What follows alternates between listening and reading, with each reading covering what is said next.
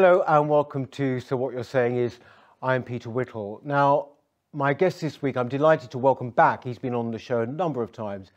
Andrew Klavan is perhaps best known to you as the host of the Andrew Klavan Show on the Daily Wire, which comes from America. But of course, at the same time, he is a prolific novelist, author, screenwriter. And his latest book, which has just come out, is called The Truth and Beauty. Now, it's got quite a long subtitle to it, which I'm going to read because it's important. The Truth and Beauty, How the Lives of England's Greatest Poets Point the Way to a Deeper Understanding of the Words of Jesus. Highly appropriate. I think you'll agree, this being Easter Sunday and also, for that matter, St. George's Day next week. Thank you very much for joining up. Very, very long intro there, Andrew. Thank you very much for joining us. It is a long subtitle, but it's good to see you, Peter. Yes. Before we talk about that, I just wanted to ask you a little bit. The Daily Wire, well, a huge amount seems to have been happening there recently. And I mean, if I could just start off with one that is very, very topical here at least, and that is, we had this whole palaver about Disney going very, very woke, and then there was this amazing announcement from the Daily Wire that in fact you were going to be starting to do children's programming. Could you tell us a little bit about that and the context, the background to it? Yeah, I mean, to get the idea of what's happened, maybe 5 or 6 years ago, the Daily Wire was me and Ben Shapiro and the mastermind behind it all, Jeremy Boring, in Jeremy's pool house, the changing little house next to his pool with a card table, doing a 15-minute podcast. Because of Ben Shapiro's fantastic popularity and because Jeremy is kind of a genius about this, it has sprung up into this huge media company in this very, very short period of time. It was really a wonder to see. And all along, all of us agreed that the more important thing than doing commentary was getting into the culture, starting to take the culture back from the left. Now, I have to say, this is something, a drum I've been banging for 20 years. I mean, I lived in England for 7 years. When I came back to America, 9/11 happened, and I saw people apologizing to the terrorists on television. And I said, something has gone, while I was gone, something has gone terribly wrong with our culture. I had thought when I left for England, I was a liberal or a leftist. When I came back, I discovered, in fact, that I had become, in my absence, conservative. And so I started to go to conservative groups and say, we have to do something about the culture. We have to work in the movies. We have to work in publishing and all these things. And they stared at me like I was out of my mind. They really did not understand what I was saying. 20 years later, everybody understands, but Jeremy really has been the one person, with all our help, I'd like to say, but really with him, his leadership has been the one person who has really done something about it. So we were a capitalist country. We took the profits that we made from subscribers and advertising and started to put it into culture, started making movies. Now, every time the left cancels yet someone else or pollutes something else with their twisted philosophy, he responds by saying, okay, well, then we'll do something else. So when Disney said openly, I mean, actually it wasn't, they didn't mean it to be open, but they were caught by reporter Chris Rufo talking about how they were going to spread their sexual agenda through Disney cartoons. Jeremy said, well, great. That leads more audience for us because we will make good, clean family films and family entertainment. And so that is now what we're doing. And he's pouring a lot of money into it. I think the investment he's got plans is $100 million. We're already making films for adults and that are, our films don't even have to be conservative. They just have to be not woke. They have to be not leftist. And that's really our only rule. And they have to be entertaining. They have to be good films. And so we're already doing that. We've got a publishing house where I'll be writing things and other people are writing things. And it's for me, after 20 years of kind of spitting into the wind on this issue, it's incredibly gratifying to be a part of this. I'm so grateful that I'm still around. I'm so grateful that I'm involved in it. And it's been just a remarkable thing to see. And the thing about it is, Peter, it was fruit lying on the ground. These years, this was the thing that used to drive me nuts as I used to go to these meetings and say, the audience is there. You know, Fox News is a cable station which is getting better ratings than the main news stations because of this audience. Why hasn't Fox built a movie studio? Why hasn't Fox, built a comedy channel and a teenage channel? Well, we're doing all those things, and it's just wonderful to see. I think pretty much, aren't you sort of like in the absolute forefront in that case, the Daily Wire, in doing this? On the cultural level, absolutely. Yeah. On the cultural scene, we may be in the forefront. I'm not even sure anybody's behind us yet. I just think it has taken this long for conservatives. I don't know if it's the same in England, but here, the conservatives are so busy with their charts and graphs and talking about the economy and talking about the statistics that they forget that politics is also a matter of the human heart. And the human heart, as James Joyce told us, is, the conscience is forged by artists. Yeah. And we really are being a part of that. But it's just taken conservatives a long time to figure it out. I think, if anything, I'd say, Andrew, you have worked in the belly of the beast, as it were. I mean, you're a hugely successful novelist, crime novelist, and of course, you've adapted some of your novels for the screen, big films. When you were working in that field, I mean, all the time, before maybe now, was it a source of endless frustration? You said that you were always kind of a bit of a liberal. I mean, were you liberal then? Did it get to you then or not really? Hollywood. It didn't right away because I'm a genre writer. I write crime stories. In film, I wrote ghost stories, which I'm very fond of. I love ghost stories, and so it didn't really become a big issue until 9/11 and the wars on terror, and then.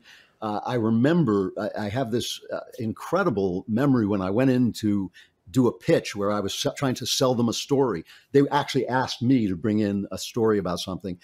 And I did this pitch, and I thought, in the middle of this pitch, I was thinking, this is the best pitch I've ever done. These guys are going to bring in a pot of gold and empty it into my lap to get me to write this film because it's such a good pitch. I just felt like I was on fire, I got to the end of it, and we had just started the war in Afghanistan, I believe it was. And the guy said to me, could we make the villains the American military? Oh. And it had nothing to do with that. The story had absolutely nothing to do with the American military. And just without thinking, I said, I don't think the public actually wants to see our military as villains right now while they're being shot at in the field. I was out in the parking lot so fast, I didn't even let the door hit me in the backside. I mean, it was just, that was the end of the conversation. And that started to happen more and more. And when I started to write articles and actually speak saying, I don't care what you think about the wars. I think there are two sides. It's America. You should be able to express both sides. But I don't think it's right to make films making our soldiers look like rapists and killers and idiots while our soldiers are actually being blown up by very bad people. And my phone stopped ringing. I mean, I went from making quite a lot of money to basically having to sell my house just to keep going because I was turned off like that. I can't promise you that I was blacklisted. No one ever said you're blacklisted. No one ever called my agent and said he's blacklisted. But the old saying that Hollywood is all about money simply isn't true. It is about money, but they can make a lot of money serving just the left and foreign interests. If they can sell their stuff in China and it attacks America, they'll do that. The money is always there, and they have become. And with this woke thing now, I'm hearing terrible stories about racial, quotas where people are being put on films and given credits on films without having to do anything simply because they're black. Yeah. And this is especially true if the film happens to be have a black character in it or be about black people. You are not allowed. Writing while white is now a crime in Hollywood. And all of these things, I think, have now in the old days, I would have said this is terrible, but now it just is more nachos for us at the Daily Wire. It's more stuff that we can do that people are going to want to see because we don't care what color people are. We just care that they tell good stories and that ultimately they believe in the good over the evil. That's basically what we're looking for. Just before we leave that, I wanted to ask you there. You mentioned that actually Hollywood's not just about money, and that they can make enough money serving the left. That's a very interesting point, you see, because I've sort of been thinking, I've been watching, I feel Hollywood sort of almost killing itself over the past few years, not just with the woke thing, but also with the actors and their anti-Trump sentiments. I mean, the way that they are, talking about the deplorables, that sort of thing. I would have thought that that would mean people would stop buying tickets to see them. But really, from what you're saying, maybe not. Maybe Hollywood can go on being like this. Yeah, I mean, it's going to have the only time it's going to get them is if we build an industry on the right that can compete, and then they'll be in trouble. I mean, look, the Oscars just happened over here. The Oscars used to have an audience of 55 million people. It was basically like the Super Bowl of entertainment. We all talked about it. We all sat around the water cooler just debating which film should win. This one, I think, had 15 million people. The one before had closer to 10. Nobody's watching it, and nobody's seeing the movies either, because nobody cares about the movies. The movies that used to be, I mean, if you go back to really Hollywood's peak, which was 1939, the classic movies were also the best movies, were also the best-selling movies. Now the movies that are being nominated are films, small, little arty, left-wing films, and the actors get up and make fun of half the country and wag their fingers at half the country. These are people, by the way, whose moral lives are not exactly exemplary, and yet they are willing to tell us that if we voted for Donald Trump, or if we even just don't believe that our children should be taught sexuality in elementary school by someone we don't entirely know, if we believe any of those things, we're terrible people. And so these guys who have been given gifts by God, amazing, they're amazingly beautiful. Many of them are amazingly talented actors and writers, have decided that rather than just use those gifts to entertain all of the public, they are going to entertain half of the public, and not even really half, and then scream at the other half. That's not a good business model, ultimately. It may help them in China, but it's not helping them here. And so it's, like I said, it's just more opportunity for us at the Daily Wire to build an audience. Now, with the Daily Wire, I should explain actually that, Andrew very kindly had me on his show. This is about 2 or 3 years ago now, when I came over to Los Angeles. You are the Daily Wire is no longer in Los Angeles, is it? At the time, I seem to remember, Andrew, you were contemplating a move and everything. What's actually happened? You're now in a different state, aren't you? Yes, it got to the point. I mean, I lived in a very lovely part of Los Angeles up in the hills. By the time I moved out, every night I was going out and walking around my house with a gun to make sure that no homeless people had moved in or were trying to. That's how bad Los Angeles has become. And it was just terrible. And for Ben, who, has a family of young children, he just didn't want to do it anymore. And so Jeremy finally moved the industry to Nashville, Tennessee, which I don't know if you've ever been to Nashville, but it's hilarious. I'm there every week, and every week it's bigger than it was before. And it's all Angelinos. It's all Los Angelinos moving to Nashville because it's a good town. It's a welcoming town. The regulations are low. The taxes, I don't even think there are any state taxes. I moved to Virginia because I have family that I want to see in New York. I have grandkids I want to see in New York, and I can get to both places in an hour by plane. So it's a good place for me. But everybody there is much freer, much happier. Whereas in Los Angeles and New York, the COVID lockdowns and COVID rules are endless. You get to Tennessee and you wouldn't even know such a thing has happened. And the numbers are basically the same. The sickness numbers are basically the same. So it really is a nice place to be, and it really has helped the industry thrive. Plus, when you walk down the street, people greet you because they recognize you and they like you. Where in LA, if they recognize you, you better get in your car and drive away as quickly as possible.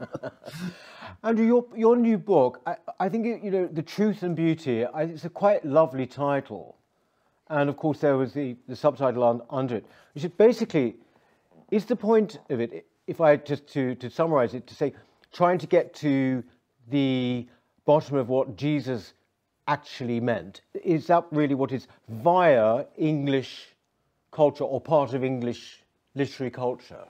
Yeah, it started, I was having a conversation with my son, who's a brilliant guy. He's an Oxford doctor in classics.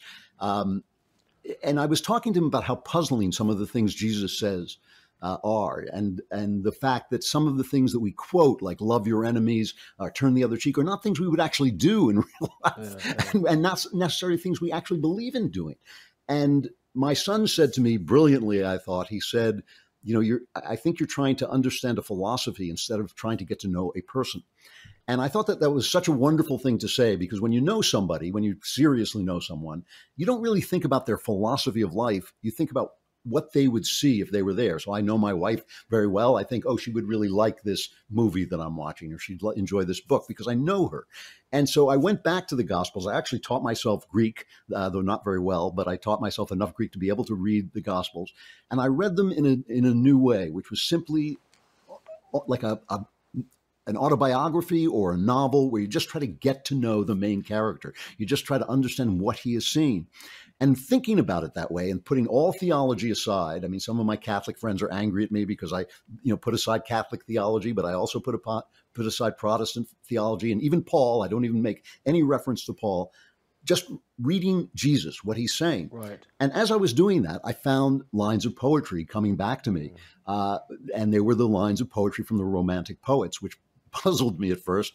But I understood after a while. I started to realize that the Romantic poets, when I'm talking about Wordsworth, Coleridge, Keats, Mary Shelley, not a poet, but one of the Romantics, they were actually living at a time that is so similar to this one that it's uncanny. Really?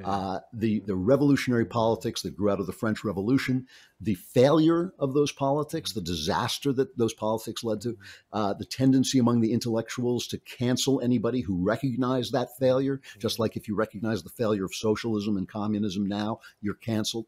That attempt that the French made in the French Revolution to just rewrite all of nature. They weren't just going to, get rid of the king and have a democracy. No, they were going to actually rewrite gender roles. They were going to rewrite everything.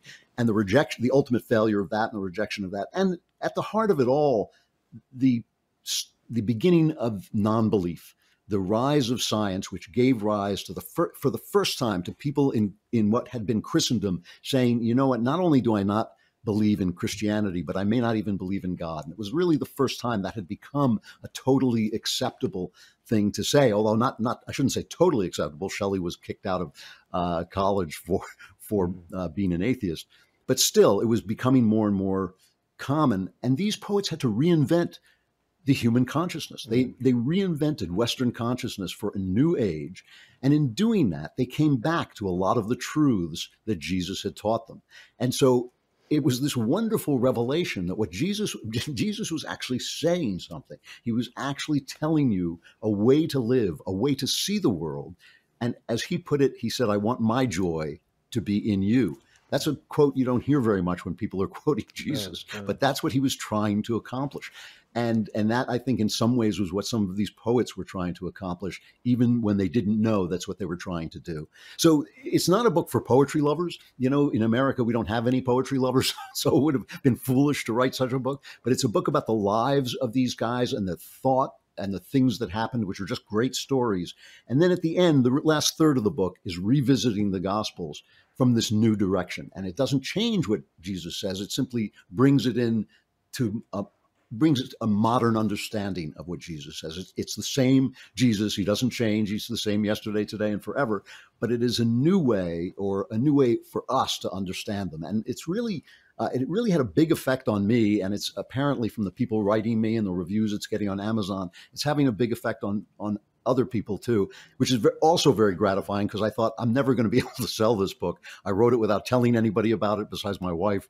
I thought there's only one editor that I know of who would buy it. I sent it to that editor, and he did buy it, and has been so supportive at Zondervan, and it has just been a really great experience. But anyway, it's different. It's not a book anybody else has written, and I think it'll refresh the way you read the Gospels.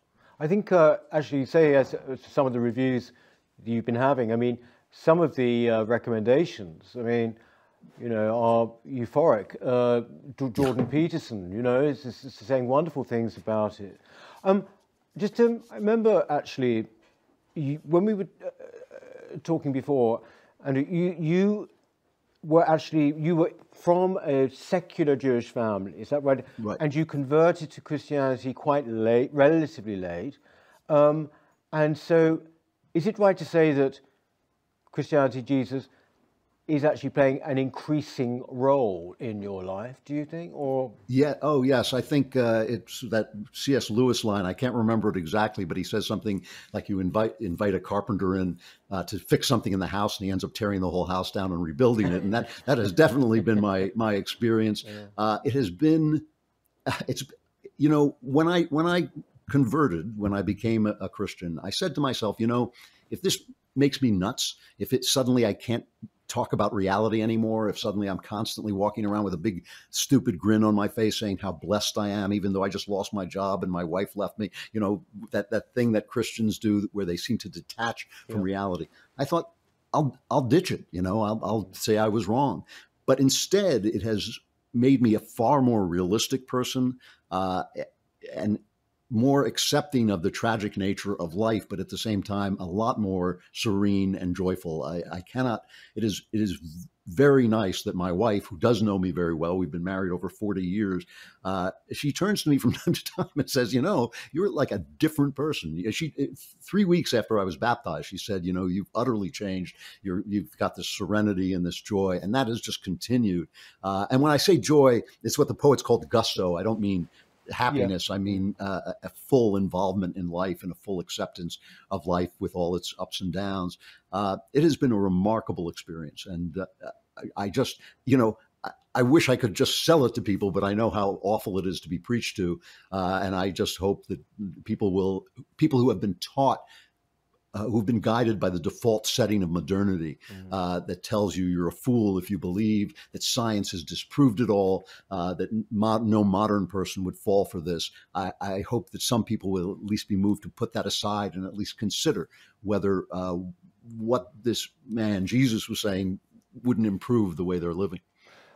I remember we discussed, when I came to see you, I remember we talking about being a cultural Christian. And I think I asked you, and I sort of said, I've always seen myself as being a cultural Christian. Is that enough? And I think you were very frank with me, and I think you said, well, perhaps not. In other words, is one just piggybacking on something else? I mean, you would sort of say, would you, that you're missing something if you are just a cultural Christian? How can you be just a cultural Christian? Isn't that the question, really? It is, this is a phenomenon. And in some ways, this was the inspiration behind the book. This was almost the person I had in my mind when I was writing the book, were people like Jordan Peterson to some extent, Marcello Pera in Italy, Douglas Murray, have I got his name right? Yeah. Yes, Murray, yeah. Who all say God is necessary, and yet I can't believe. Or in Jordan Peterson's case, I can't quite come out and say that I believe. And I think that ultimately that collapses. Ultimately, in order to come to the conclusions, the Christian conclusions, you have to have the Christian premises. And so I understand why they feel that way. I grew up, as you say, in a Jewish family, but also I worked in Hollywood and in publishing in New York and in LA and in London. All places where to say, I'm a Christian is really like confessing that, you're doing something really nuts, and frequently people will say, well, I'm a Christian, but I'm not that kind of Christian, or they'll make some excuse for it. Whereas instead, I really have come to feel that the logic is all on my side. The science now also is all on my side. There's some wonderful new books about that, just the fact that the science does not turn out to be to disprove the theology of Christianity. And so I ultimately think that cultural Christianity, I get it. I understand why people like Pera and Jordan and all that don't quite want to grasp it. But I don't think it will hold up. And I think when the steamroller of the culture it starts going in the other direction, as it so obviously is, it'll flatten you. Well, isn't this something actually, Andrew, that you could turn into a very good documentary for the channel, actually, for Daily Wire? I mean, it seems, a beautiful... It's an interesting thought, yeah. It's a beautiful author thing. Look, thank you so much for talking about it. The book is available, is it not, on Amazon here in Britain? I mean, it's available now, isn't it? Yes, it is, and I think they also publish it in England as well. Oh, right, okay. Well, that's it. The Truth and Beauty, which is by Andrew Klavan. I'm certainly going to read it. Andrew, look, happy Easter to you.